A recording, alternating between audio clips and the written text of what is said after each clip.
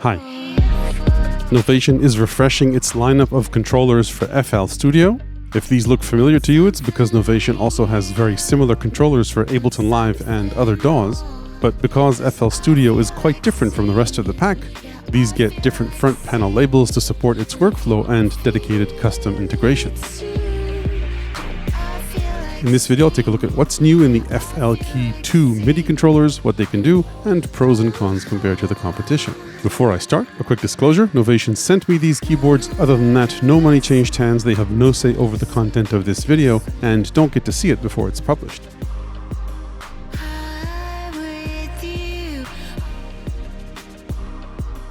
Okay, let's start with an overview. The new FLkey 2 series are all MIDI controllers, meaning they don't make any sounds on their own. Rather, they're all designed to control software and hardware instruments with a focus on controlling the DAW software FL Studio by ImageLine. I'll talk about the FL Studio integration in a bit, but beside that, they've got a few onboard smarts, including a generative arpeggiator, a few chord modes with factory and user chord capabilities, scale options, and custom encoder, pad, and fader modes, meaning that you can program the knobs and faders to send CC and NRPN messages, and the pads and the buttons under the faders can also send notes, program change messages, and even keystrokes to activate shortcuts on your computer. The larger 49 and 61 key versions also have dual part options with both layers and splits to control two software or hardware instruments independent of any DAW or inside it. I've got the 61 key or 5-octave version here, as well as the 2-octave mini key version. Beside that, in this series, Novation is also releasing a 37 key version without faders and a 49 key version with. The 49 key or 4-octave version is identical to the 61 key except for the number of keys. The 37 key version, besides having only 3 octaves, doesn't have this section here with the faders and buttons, but its main control section is identical. The 2-octave mini key version has a more condensed control panel with slightly smaller pads and knobs and fewer buttons. It doesn't have this section here, for example, but it shares the same built-in arpeggiator, scale, and chord modes. If you're worried about missing out by not having the fader section, most of the parameters they control are accessible also through the encoders. Obviously, it's a different experience using faders, but you can use them to control either plugins, the mixer, or channel volumes, which are also accessible using the encoders, though of course it's nice to be able to control two sets of parameters at once. But a power that this section has that the smaller versions don't are the ability to use these buttons as mutes or solos and the dual layer MIDI control option. The buttons that you get access to on all 3 versions except this one are pretty useful. Undo and redo, swapping between the song and pattern, the metronome, and score log, which recalls anything you played in the past 5 minutes. There's also an additional loop record button and stop button. You don't get those here either. The mini key version also has touch strips for the pitch and mod controls, whereas the rest in the series have physical pitch and mod wheels. In terms of I/O, all 4 have a sustain pedal jack, USB-C port for power, MIDI, and firmware updates, and they also show up as a computer keyboard and can be programmed to send key combos using the custom modes. The 3 full-size versions have a large 5-pin MIDI out DIN port, and the Mini 25 has a 3.5mm MIDI out jack. It doesn't come with a dongle, by the way. All 4 come with the controller and a USB type A to C cable. In terms of build, the enclosures of all the keyboards are plastic, but they don't feel flimsy. The knobs, pads, keys, and buttons, faders all feel very good. The mini keys are certainly small and have shallow travel. Velocity sensitivity is good. Mini keys by other manufacturers are about 1 centimeter deeper and wider with a better feel, so not all mini keys are built alike. This smaller size, though, of course, makes the entire unit more portable. None of the keybeds support aftertouch. The pads, though, support aftertouch, and they've got a mode where you can use them to send MIDI notes with polyphonic aftertouch. The encoders and faders don't have capacitive touch. If you want to preview what they control without changing the parameter, just hold Shift and turn the knob and you'll see what it controls without actually changing its value. All 4 controllers in the series have a similar workflow where the encoders and the pads have different modes, and of course the faders and buttons for the larger versions. You choose the mode for each of these with Shift and everything is labeled clearly on the panel. So for example, these encoders can control the current plugin, the mixer, mixer inserts, channel mixer, transport, and they've got a custom mode, which we'll talk about. Same goes for the pads. You can choose one of several modes for them, including custom modes. And there are 4 modes for the fader and button combos, which you choose like this. Most of these modes are different ways of controlling FL Studio, except for the chord, ARP, scale, and custom modes, as well as zones on the bigger keyboards, which work both for FL Studio and any other software or hardware instrument you want to control with these. If you hold Shift or double tap it, you can see which modes are active for each of the units. A quick comparison to the first version of FLkey. On the hardware side, there are 2 big differences. First, the knobs are now endless encoders, meaning that as you swap to different modes, they're always in the right place. And parameters don't jump. Another big difference is the screen. It's still very small, but now it's high-res OLED, which I think is more usable than the first version, and it can show 3 rows of parameters.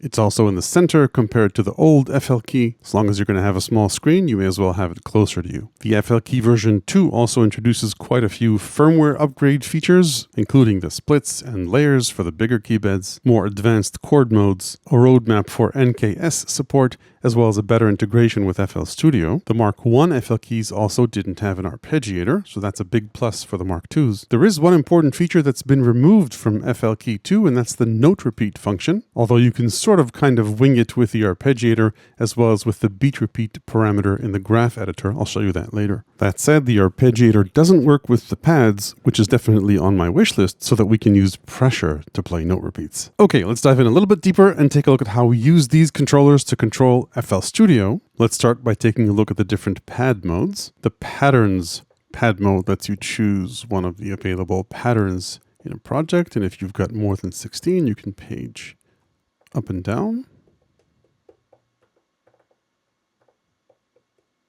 You can clone a pattern by hitting Shift and page down. Then the channel rack pad mode lets you trigger the different channels in the rack. You use the page up and page down to move up and down between banks of channels.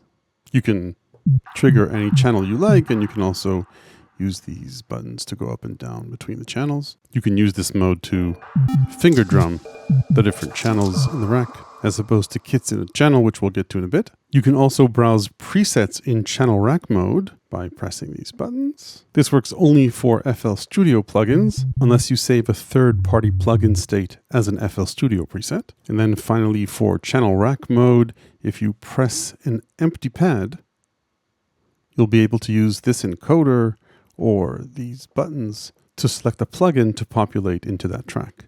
Let's move on and take a look at the drum pad mode. If a kit type instrument isn't loaded, you can just play whatever's on the channel chromatically, which you can do with the keys, of course, as well. But if we go ahead and load up FBC or other kit style plugin and maybe choose an interesting preset, then in this case, drum mode will let us trigger the different instruments in that channel's kit, again, as opposed to channel rack mode, which lets us trigger the different channels. Moving on, let's take a look at the sequencer pad mode. This works best for drum kit style channel racks. Just plonk triggers onto the timeline, move to the next channel, and experiment with that.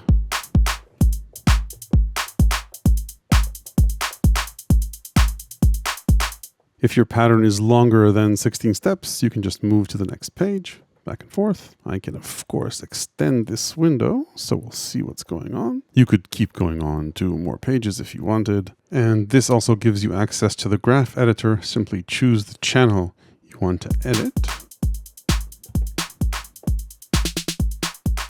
And then long press any pad to enable graph edit mode, in which case you can edit the pitch, velocity, fine pitch, panning, mod X, mod Y, shift, time shift, and repeats for either one pad or more than one pad. And to exit this mode, just maybe let's calm this down. Just press this button to exit graph edit mode.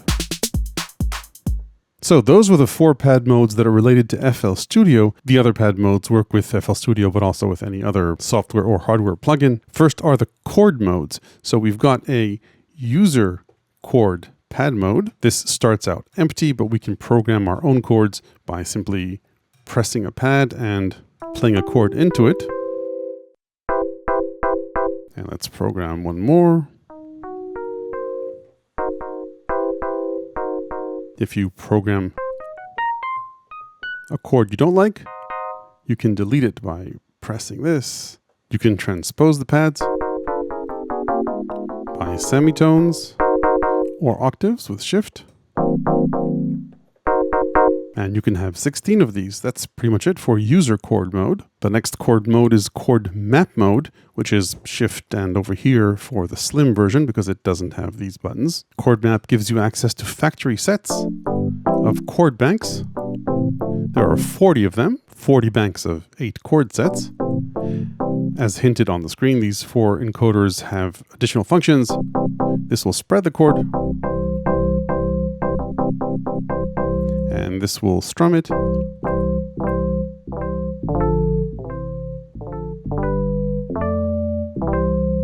And then these 2 encoders travel across the banks of chord sets. 5 adventures and 8 explore sets. And then these pads are various performance modes for the chord. So ARP up will, instead of just playing the chord, let you strum it up or down, and this will perform inversions up, perform inversions down, alternate between a bass and a chord, and alternate chord splits. You can latch these modes, by the way, using this button, so that you don't need to constantly hold the performance modifier to use it. Then the last chord mode is fixed chord, which you access using shift and scale on the 25 mini key version. You just press fixed chord and play a chord, and then that becomes transposed across the keyboard. The next pad mode is ARP pattern. For that, we need to talk about the arpeggiator. So let's turn it on. Again, as hinted here, you can see what these 8 encoders do. Let's briefly play around with these. Shift and ARP, by the way, latches the arpeggiator. Then we've got tempo control, independent from FL Studio, by the way, unless you sync them. And we've got swing, rate, relative rate, and clock divisions, gate length, and a few usual suspect playback types, including chord. Strum lets you play the ARP using the mod wheel if you're into that, and octaves, gate length or note length, mutate, progressively randomizes the pattern the farther you go clockwise.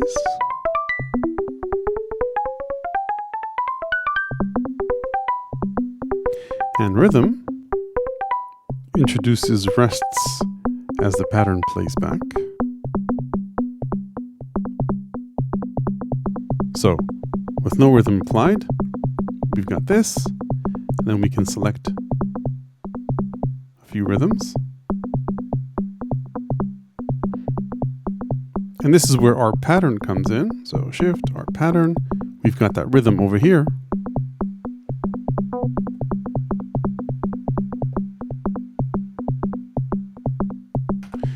And then this bottom row lets us add ties in the pattern, or accents,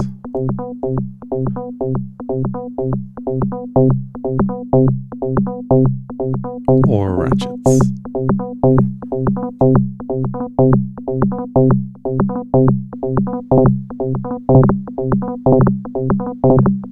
So let's clear this up.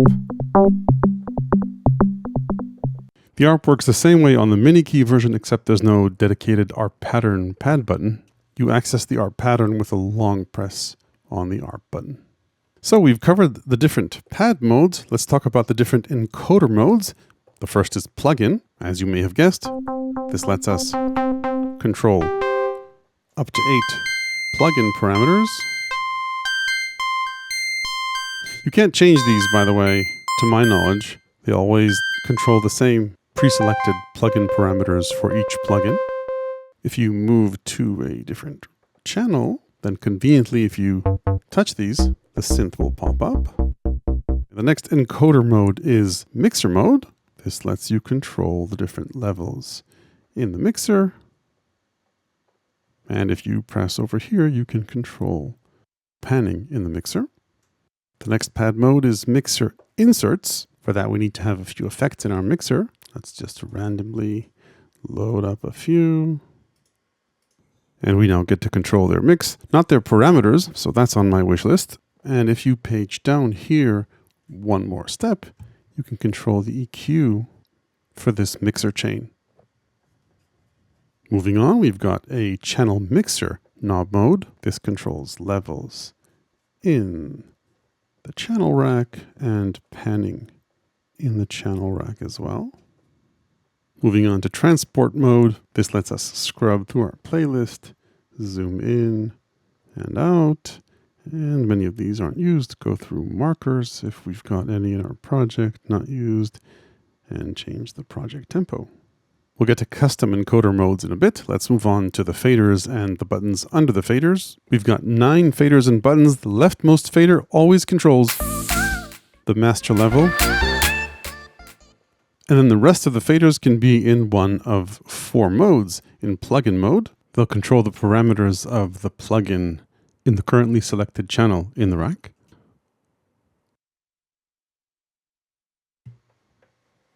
Similar to the encoders, but just faders. Same goes for mixer volumes.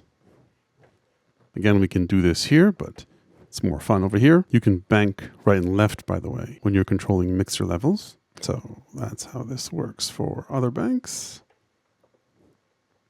And then we've got channel volumes for the currently selected group of channels. By the way, if you press shift, you'll see which banks you're controlling currently highlighted, both in the mixer and in the channel rack. Then there's a custom mode, which we'll talk about when we get to custom modes. The buttons under the faders can be used as mutes or solos, either for channels if you're in channel volume mode, or for the mixer if you're in mixer volume mode. So this will mute tracks in the mixer or solo them. One last word about the faders. Because they're not motorized, parameters will jump based on the fader position, unless you go into options, MIDI settings, and activate pickup mode, in which case you'll need to find the parameter's location, and only then you'll be able to change it. Okay, moving on, let's talk about the custom modes. These modes don't do anything by default unless you've programmed your DAW or hardware or software instrument to respond to them. So a typical use would be to control a parameter that you don't have access to using the regular mappings. For example, here, the filter cutoff isn't mapped for some reason. So no worries, I could go into the custom encoder mode or custom fader mode, right click. And then if I want this to work just in this project, use link to controller. If I want it to work everywhere, I'd use override global link. Anyway, just press this. It's now just waiting to learn, turn a knob, and we now have control of the cutoff. You've got just one custom mode, so only 8 knobs that you can learn into your project or into any other hardware or software synth, 2 custom pad modes, and again, only 1 custom fader mode. So say if I go into custom fader mode and I want to tie a fader to pitch, I would just do this and wiggle, say, this fader. And we are now controlling pitch. Now these faders and knobs are set to certain CCs by default, as you can see here. If we had a synth that was expecting a different CC, or if you wanted to use these for program changes or keystrokes, we would need to load up the component's software. We can either import a mode from the controller and edit it, or just create a new custom mode of our own, and you program the modes for the encoders, pads, and buttons separately. The encoders and faders are simpler. They can send out either control changes or NRPNs, and you can edit their name, which will appear on screen. The pads and the buttons under the faders have a few more powers. If we go, say, into the pads, you've got a few message types, including notes, program changes, and keystrokes. So we could assign a shortcut here. We can change their color. If we want to send out notes, we could. And we can set this to either momentary or toggle behavior. Global channel is whatever channel this is set to, and you control that in the settings, or you can set a specific MIDI channel for a control. Moving on, briefly, let's talk about zones. The default is that part A is active. You can choose a different MIDI channel for the parts in the settings, both for part A and for part B. So if you want to control two different synths, just toggle back and forth between A and B. And if you want to use them simultaneously, you can either do that in layers, in which case both parts will play, or using a split, and you set the split by pressing Shift and Split. You can choose a different note to be the split point. Let's move on and talk about scale mode. You can choose to force the notes on the keyboard to align to a scale of your choice. And you can swap the root note as well. There are a bunch of built-in scales. And you can choose to snap notes to the scale or filter notes that are played out of scale, or play the scale using the white keys.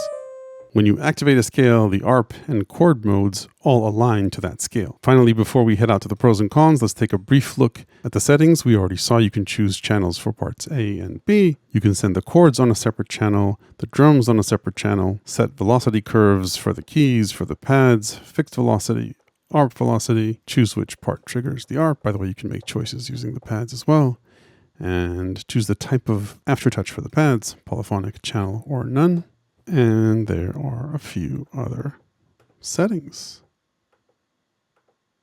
Okay, let's talk about the pros and cons for the FLkey MK2 MIDI controllers. If you're an existing FL Studio user looking for a keyboard controller for it, these are as good as it gets. You can use these to zip around your project, create sequences. You've got plugin controls, mixer controls. You can use the pads to finger drum channels and kits or sample slices. And you can, of course, use the keyboard to play live or record into tracks. Then on top of that, the arpeggiator, scale, and chord functions open up creative options, whether in FL Studio or not. There may be other keyboards with aftertouch or bigger screens, but they won't have this level of integration with FL Studio. So the cons or reasons why you shouldn't get this: first, if you're not an FL Studio user, meaning you use a different DAW or just starting out and don't have any idea what a DAW is, I would not recommend these controllers. While you do get a 6-month license to FL Studio, it's not a permanent license like other keyboards that come with, say, a permanent license to Ableton Live Lite. And while FL Studio has many unique features, it does have a workflow that's very different from other DAWs. So if you spend 6 months building up skills,